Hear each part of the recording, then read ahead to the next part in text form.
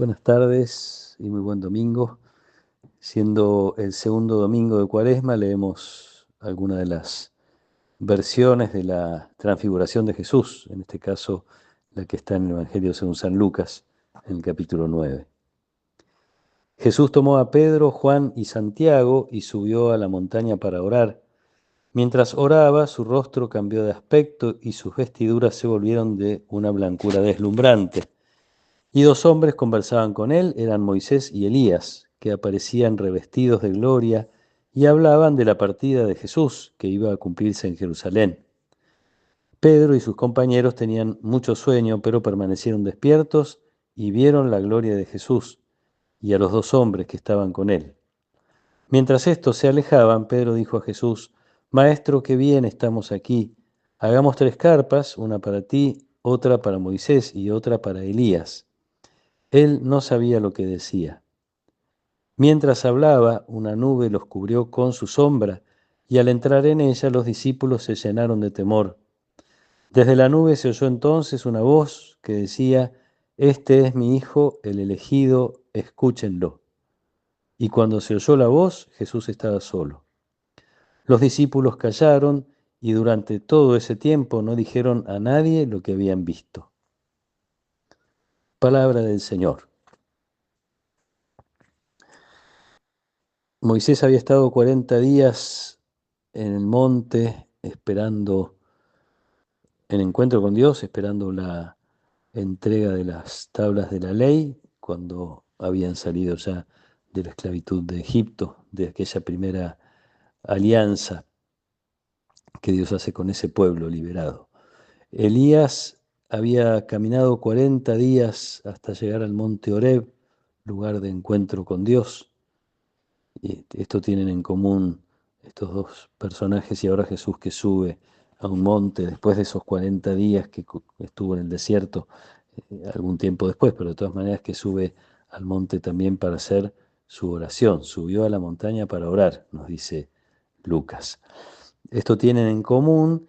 Por otro lado, ya sabemos que Moisés representa todo lo que tiene que ver con la ley de Dios, ya que fue quien recibió las tablas y se lo considera autor de todas las prescripciones y normas de los primeros libros de la Biblia.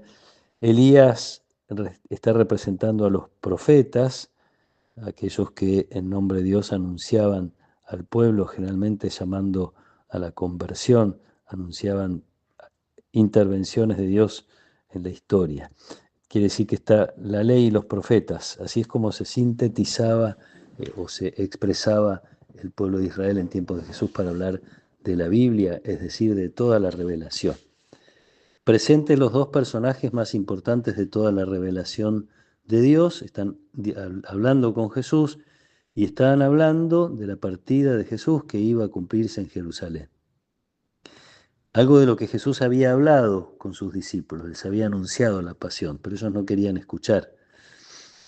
Por eso es muy significativo que en ese contexto, en la presencia, en la oración, en la presencia de estos dos personajes, de la nube que representa a Dios y la presencia de Dios, y su voz diciendo: Este es mi Hijo, el elegido, escúchenlo, a esto que los discípulos no querían escuchar, de la pasión, de la partida de Jesús, como lo expresa hoy el Evangelio. Lo cierto es que a nadie le gusta escuchar hablar de dolor y de sufrimiento. Jesús habló de su pasión y después invitó a cargar la cruz, renuncie a sí mismo, cargue su cruz y sígame. A nadie le gusta escuchar hablar del sufrimiento, a menos que, y esta me parece que es la clave de este día, a menos que se vea el sentido del sufrimiento, el para qué, el objetivo, qué es lo que se va a alcanzar. Sufrimos cuando vamos caminando a Luján, pero estamos pensando en la posibilidad de ofrecerle ese regalo a la Virgen y llegar a la Basílica.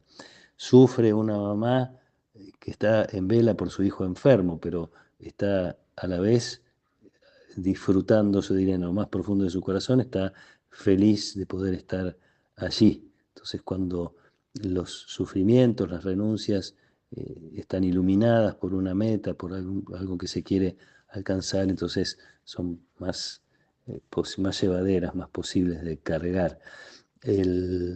Esto que los discípulos no querían escuchar, como digo, el sufrimiento es algo de lo que nadie quiere escuchar hablar, incluso después de la resurrección, y la segunda lectura de hoy es testimonio de eso. San Pablo le escribe a una comunidad griega, a los filipenses, y les dice, entre otras cosas, hay muchos que se portan como enemigos de la cruz de Cristo, los que no reconocen el valor de la cruz de Cristo. Entonces dice que, con una expresión muy fuerte, dice, su Dios es el vientre, su gloria está en aquello que los cubre de vergüenza y no aprecian sino las cosas de la tierra. Esta dificultad de descubrir las bondades que puede traer a veces el sufrimiento, el dolor, específicamente en el caso de Jesús y de sus discípulos. En cambio, después dice San Pablo, pero nosotros somos ciudadanos del cielo, esperamos que venga el Señor. Él transformará nuestro pobre cuerpo mortal, haciéndolo semejante a su cuerpo glorioso. Esto es lo que están viendo los discípulos. En un momento de oración se hace visible lo más profundo de la realidad de Jesús, que es su gloria. Y entonces esto puede animarlos a seguir en el camino. Pero también me parece lindo pedirle a Dios que nosotros que buscamos momentos de oración, que tengamos esos momentos de oración, que los busquemos cada vez con más insistencia, sobre todo durante la Cuaresma.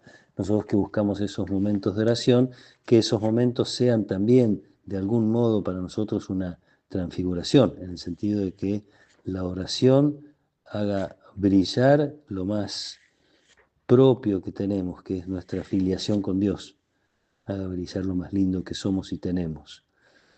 Y por eso hacemos este camino entonces con algunos esfuerzos propios de la Cuaresma, pero con la mirada puesta en esa transformación a la que estamos también nosotros llamados. Termina San Pablo este pasaje que compartimos en la segunda lectura de hoy diciendo, perseveren firmemente en el Señor.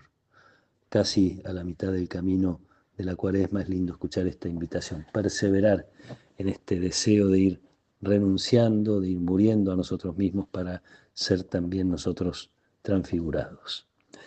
Que nos acompañe la protección y la bendición de Dios Todopoderoso, del Padre y del Hijo y del Espíritu Santo. Amén.